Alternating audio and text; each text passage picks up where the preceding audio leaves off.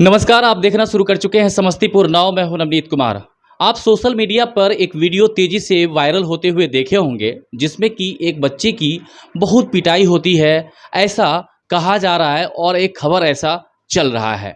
अगर ये न्यूज़ हम बना रहे हैं तो आप भी हमें समझेंगे कि हम बिक चुके हैं, पत्रकारिता हमारी चाटुकारिता हो चुकी है। लेकिन इसके पीछे की हकीकत जानना और समझना बहुत ज़रूरी है। इसलिए आज हम आए हुए हैं सिद्धि विनायक इंटरनेशनल स्कूल में, आखिर इस तमाम सवालों के बारे में जानने के लिए कि आखिर इस विद्यालय में ऐसा क्या हुआ कि इस तरह की नौबत आ गई और चारों तरफ विद्यालय चर्चाओं का विषय बना हुआ है। आइए हम बात करते हैं यहाँ के, क्या नाम हुआ सर? रमेश कुमार ठाकुर, रमेश जी, आप विद्यालय के क्या हैं?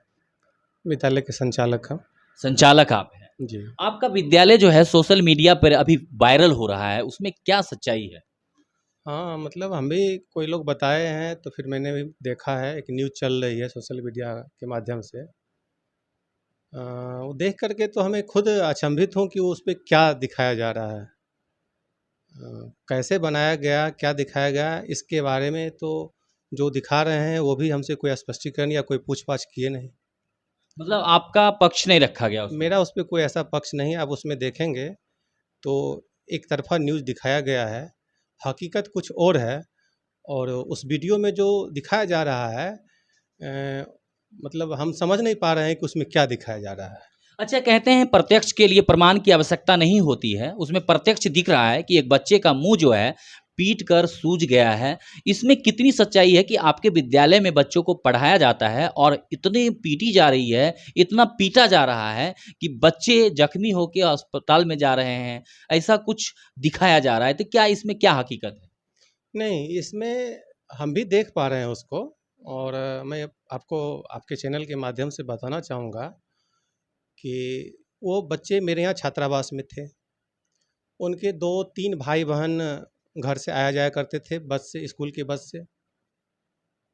और हकीकत ये है कि वो बच्चे ने इससे पहले भी 1-2 बार किसी लड़की के नाम से गलत लिख करके दिया था, जो कि क्लास टीचर उसको अपने स्तर से समझा करके उसको डांट फटकार करके छोड़ दिया करते थे।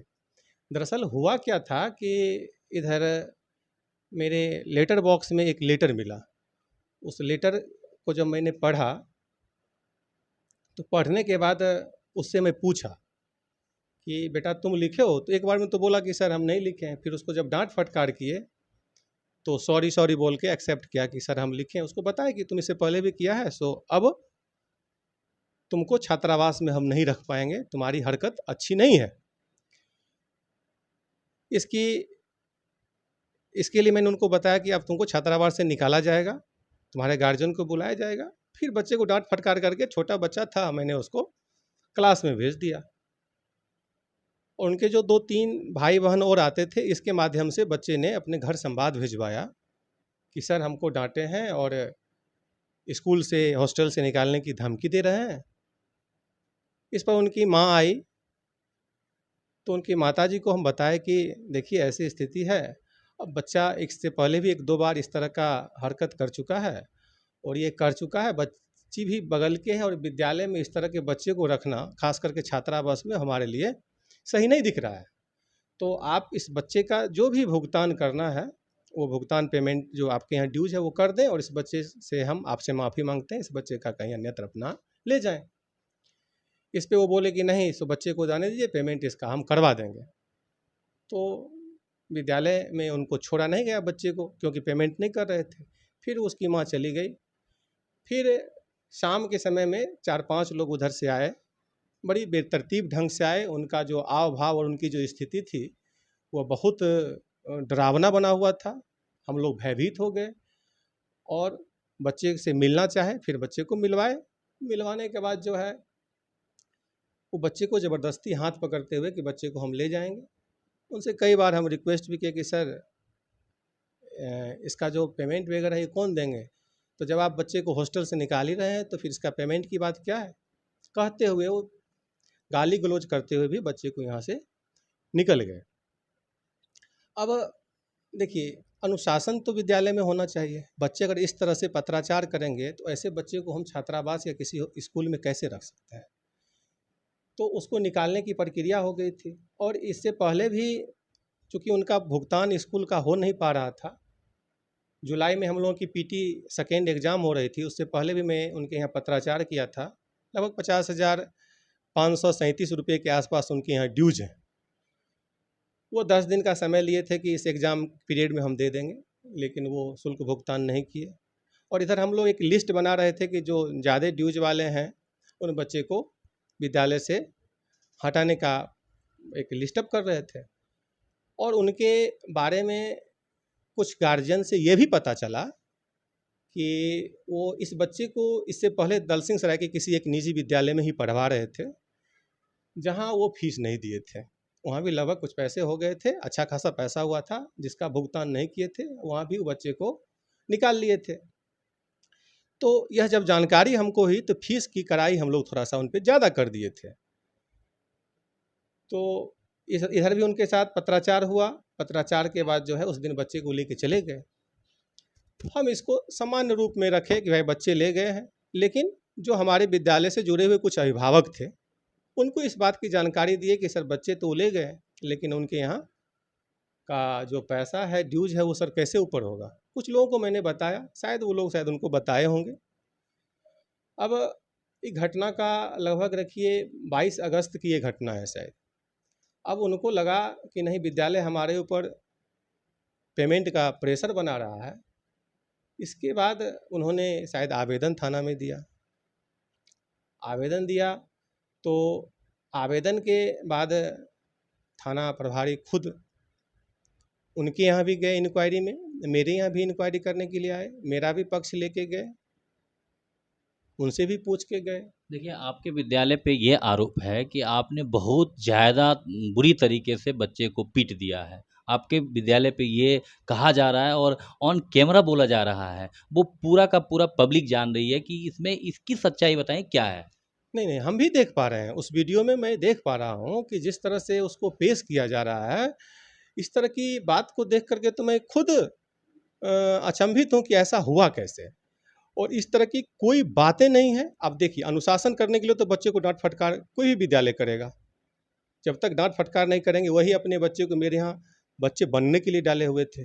कोई भी बच्चे जो मेरे यहाँ आते हैं, कोई भी अभिभावक जब मेरे विद्यालय में बच्चे को डाल रहे हैं, वो बच्चे के संस्कारवान बनाने के लिए।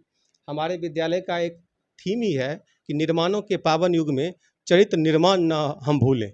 मेरे यहाँ हर एक बैनर पोस्टर पे लिखा हुआ रहता है, तो थोड़ा सा इस पे हम सख्ती रखते हैं।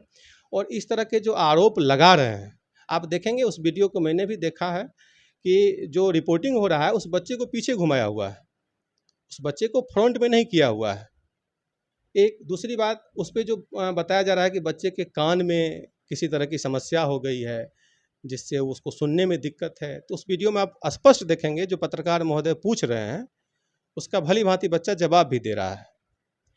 और एक छोटा सा उसका एक वीडियो उस पे जो चल रहा है, अब वो कहाँ का है, कैसे है, सर ये हम नहीं बता सकते हैं। आप देखेंगे ना, बच्चे उसमें स्कूल ड्रेस में भी नहीं है, न स्कूल कैंपस का है। अगर 1 मिनट सर ये बात अगर सोचा जाए, अगर हम इतनी बेरहमी से उस बच्चे को पीटते, अगर इस तरह से उसके साथ अगर बातें हो जाती, तो गार्जियन सामान्य रूप से यहाँ से नहीं ले जाते। उसी समय आपको बुलाते और पत्रकार महोदय को बुलाते, थाना बुलाते, 112 बुलाते, कुछ और जो गांव के प्रतिष्ठित हैं, मुखिया हैं, सरपंच हैं, बुलाना चाहिए था उसको उसी समय। जब उनके ऊपर फीस का हम लोग इधर दबाव बनाए, पत्राचार के माध्यम से भी और कुछ लोगों के माध्यम से भी, तब जा कर के इन्होंने इस तरह की षड्यंत्र को रचा है ताकि हमको फीस नहीं देना पड़े। टोटल फीस कितना था? टोटल फीस सर लगभग 50,700 या कुछ ऐसा ही समथिंग है। वो लिस्ट किया हुआ है, मैं आपको दिखा दूँ। हाँ, दिखाई।